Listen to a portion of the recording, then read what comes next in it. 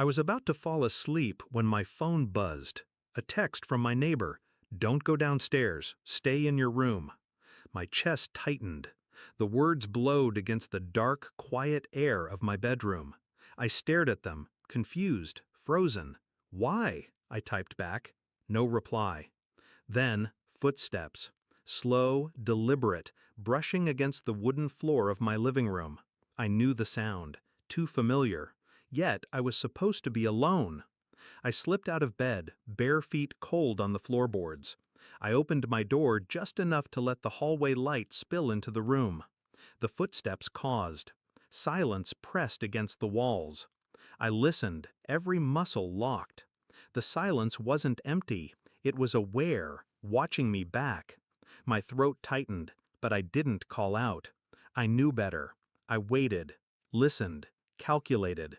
Because if someone was in my house, I needed to know who and why. Morning came with the illusion of safety. She, my wife, was downstairs, pouring coffee, like nothing had happened. I studied her, the way her hair fell, the casual rhythm of her hand stirring sugar. She didn't look shaken. She didn't look like a woman who heard footsteps in the night.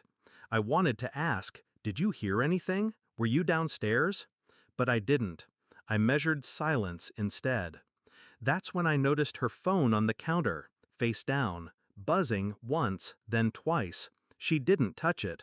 When she walked into the other room, I turned it over. A name I didn't recognize flashed on the screen. 3 messages. Short, intimate. My gut tightened. She came back and I placed the phone exactly as it was. She smiled, offered me coffee. I sipped it, watching her lips curve around the smile. The kind of smile that hides something. I said nothing. But that night when she fell asleep, I scrolled through her messages. Words that didn't belong to me. Words that should have been mine. I kept scrolling until I found one that stopped me cold. Last night felt dangerous. He almost heard me. The footsteps. I didn't confront her. I couldn't. Not yet. Instead, I collected, observed. Patterns emerged quickly. Late-night errands, showers at odd hours, messages she shielded with a tilt of her wrist. I copied numbers from her phone, ran them through quiet searches at work.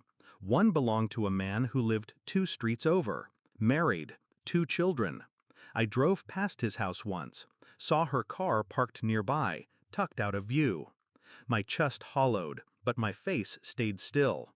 I ordered a DNA kit, not for me, but for our daughter. She had his eyes, I realized with a sick clarity I had always ignored.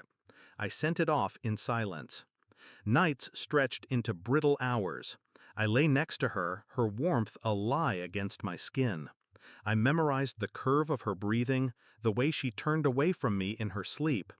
I became 2 people, the husband she thought she still controlled, and the man collecting threads to hang her with. The envelope arrived on a Tuesday, thin, final. I opened it slowly, as though the truth could be softened by delay. It couldn't. The child wasn't mine.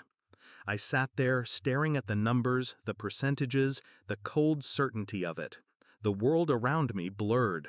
My pulse steadied, oddly calm. That night, over dinner, I slid the envelope across the table. She looked at it, laughed nervously. "What's this?" "Open it." Her hands trembled as she pulled out the paper. I watched her face collapse, muscles folding in betrayal of the smile she tried to hold. She whispered, You did a test?" "Yes." The silence after that stretched long. She began to cry.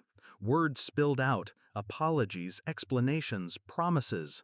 I sat there, still, composed. Not a tear, not a raised voice. When her sobs slowed, I leaned forward. "I know about him.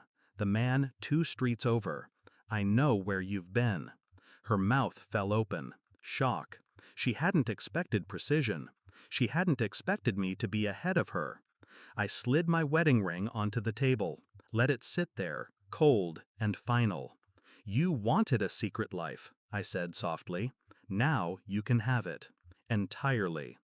Her face broke. She reached for me, but I pushed my chair back. Calm, detached. I won't ruin you, not publicly. That would be mercy compared to what's coming. She froze. The silence. The waiting. The wondering how much I've told, how much I've kept. I stood. Left her with her tears, her guilt, and the certainty that her mask had shattered. I didn't move out immediately. That was part of it. I stayed, slept in the same bed, ate at the same table. Silence was the weapon. She never knew what I would do next, or if I'd already done it. Each day she withered. Apologies sharpened into paranoia, paranoia into fear, fear into desperation. I never shouted, never struck, never forgave. I only watched. By the time I left, weeks later, she was already hollow. I closed the door behind me quietly, without regret, because sometimes revenge isn't fire, it's ice, and I had frozen her world completely.